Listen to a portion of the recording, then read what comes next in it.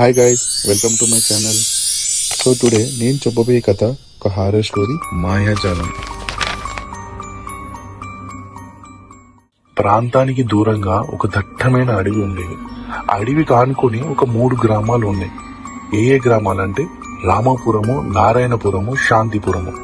ఈ రామాపురము, నారాయణపురము చాలా అందంగా ప్రజలు ఈ చిరునవ్వులతో ఒక సంతోషాలతో జీవిస్తున్నారు వాళ్ళు. అలాగే ఈ శాంతిపురం ఏమో ఒక బందీ అయిపోయింది. ఆ ఊరు మొత్తం బ్లాక్ అయిపోయింది.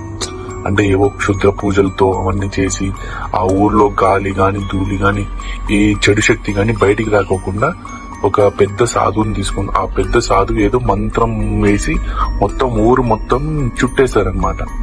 సో అందులో నుంచి ఏ దుష్ట శక్తి బయటికి రాకూడదని. సో ఈ రామాపురంలో ఉన్న ఒక పాలవాడు డైలీ జాబ్ ఏంటంటే మార్నింగ్ ఒక 3 o'clock లేసి 4 o'clock లోపు రెడీ అయ్యి అతను సైకిల్ తీసుకొని పాల డబ్బాలు తీసుకొని రామాపురము, శాంతిపురము, నారాయణపురము కలిసి ఒక పొలిమేర దగ్గర అతను పాల వ్యాన్ దగ్గర పాలు కలెక్ట్ చేసుకొని వచ్చి మళ్ళీ అతను ఊర్లో అమ్ముకోవాలి. సో ఇది అతని డైలీ రొటీన్ జాబ్. ఒకరోజు ఏమైందేమో కానీ ఆ పాలవాడు లేట్ గా లేసాడు అనమాట. 4 గంటలకు లేసాడు. 3 గంటలకు లేసేవాడు 4 గంటలకు లేసాడు. సో ఒకరు అతను లేచి ఫాస్ట్ గా రెడీ అయిపోయి స్నానం చేసి బయటకు వచ్చి చూస్తే వెన్నెలంతా చాలా చలిగా ఉంది. అతను ఒక వన్ టైప్ ఆఫ్ ఫీల్ అవుతాడు. అదేంది ఎప్పుడు లేని చలి ఈ రోజు చాలా ఎక్కువగా అనిపిస్తుంది అని తను ఫీల్ అవుతాడు.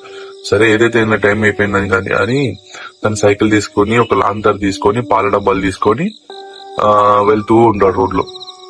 మొత్తం ఊరంతా చీకటిగా ఉంటుంది. అక్కడెక్కడ మాత్రము స్ట్రీట్ లైట్స్ మాత్రం ఉంటాయి. సో ఈయన ఏం చేస్తాడంటే వెళ్ళడం లేట్ అవుతుంది కదా, సో వెళ్ళకపోతే ఈ రోజు పాలు అమ్ముకోవాలి ఉండదు నాకు, ఈ పాల వ్యాన్ వెళ్ళిపోతాడు. అప్పుడు తను ఏం చేస్తాడంటే రామాపురం నుంచి శాంతిపురం లేకి చిన్న దారి ఉంటుంది.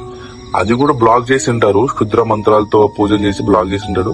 కానీ అతను ఏమనుకుంటాడంటే శాంతిపురం నుంచి వెళ్తే దగ్గర అవుతుంది కదా నాకు, సో నేను అటు నుంచి అటు వెళ్ళిపోతాను అని చెప్పేసి అనుకుంటాడు. సో వెళ్లి శాంతిపురం బ్యాక్ సైడ్ నుంచి వెళ్దామని వెళ్తే అక్కడంతా శుద్ర పూజలతో చేసి మంత్రాలు వేసి డోర్ అన్ని లాక్ చేసి ఉంటారు. అయినా కూడా తను అవేం పట్టించుకోకుండా అవన్నీ పీకేసి అతను లోపలికి ఎంట్రీ అవుతాడు. లోపల ఎంట్రీ కాగానే అదే ఊర్లో ఉన్న ఒక నల్ల బావి, నీళ్లు లేని ఒక నల్ల బావి, అలాగే దానికి ఆనుకున్న మర్రి చెట్టు, గట్టిగా ఆ మర్రి చెట్టు ఏమో బాగా ఊగుతూ ఉంటుంది. కానీ దానికి ఆకులు గాని ఎటువంటి లీవ్స్ అయితే ఉండవు. ఎప్పుడైతే ఆ పాలవాడు అడుగు లోపల పెడతాడో అప్పుడు సడన్ గా ఆ బావిలో కూర్చుని ఒక నల్లని నీడ కళ్ళు తెరుచుకుంటుంది. ఆ కళ్ళు చూడ్డానికి చాలా భయంకరంగా ఉంటాయి. ఎలా ఉంటాయి అంటే ఎర్రగా మాడిపోయి ఉంటుంది. ఆ అమ్మాయికేమో ఒక సైడ్ మొత్తం కాలిపోయి ఉంటుంది, ఒక సైడ్ మొత్తం బాగుంటుంది. సో ఈ పాలవాడు ముందరికి నడుస్తూ ఉంటారు ఈ శాంతిపురంలో. అలా నడుస్తూ ఉండగా అతని చెవులో ఎవరో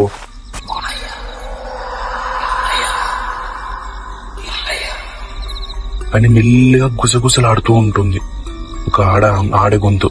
అతను ఉలికి పడి అటు ఇటు టార్చ్ లైట్ వేస్తాడు. ఎవరు అని టార్చ్ లైట్ వేసి చూస్తే ఎవరు ఉండరు. సరే మేబీ నా భ్రమేమో అని తను అనుకొని సరే అని ముందుకు కదులుతా ఉంటే అప్పుడు అతనికి ఇంకొక మగ వ్యక్తి ఏడుస్తూ వినిపిస్తుంది. ఇతను ఎందుకు ఎవరు ఏడుస్తున్నారే, మేబీ నా భ్రమేమో అని అనుకుని సో కొంచెం ముందరికి కదులుతూ వెళ్తూ ఉండగా అతనికి ఒక పేరు వినిపిస్తుంది. ఎలా అంటే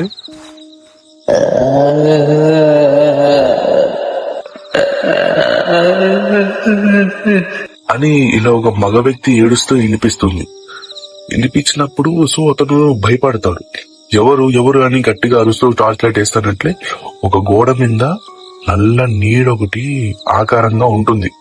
దాన్ని చూసి భయపడుతూ పరిగెత్తుకుంటూ వెళ్ళిపోతా ఉంటాడు లోపలికి. ఇంకా తను వెనక్కి వెళ్ళిపోయడం తను మర్చిపోయి ఇంకా ముందరికి వెళ్ళిపోతా అదే ప్లేస్ లో ఎక్కడైతే మన నల్లబావి ఉందో ఆ నల్లబావి దగ్గర సైకిల్ అనేది పంచర్ అయిపోతుంది. సైకిల్ పంచర్ అయిపోయినప్పుడు అతను ముందుకి వెనక్కి కదలలేకపోతున్నాడు. సో అప్పుడు చుట్టూ టార్చ్ లైట్ వేసి చూస్తానట్లే ఆ నల్ల చీకటిలో నల్లబావి ముందుకు వేస్తానట్లే ఒక ఆత్మ తల సగం మాత్రమే ఇట్లా పైకెత్తి అతన్ని చూసి నవ్వుతుంది. అది చూసి బిక్కరపోతాడు. ఇట్లే చాలా భయం వేస్తుంది అతనికి. ఏం చేయాలో తెలియదు, ఎటు వెళ్ళాలో తెలియక గట్టిగా కాళ్ళు అతను భూమిలోకి ఇట్లే ఎవరో పట్టుకున్నట్టు నిల్చుకొని ఉండిపోతాడు. అట్లనే ఆ ఆత్మ గాల్లోకి పైకి లేచి అతని దగ్గరికి వస్తుంది. అతని దగ్గరికి రాగానే ఒక రకమైన వాసన పీలుస్తాడు, అంటే కాలిపోయిన వాసన పీలిగానే అతను అప్పుడు అంటాడు, నువ్వు మాయా కదూ అని అంటాడు.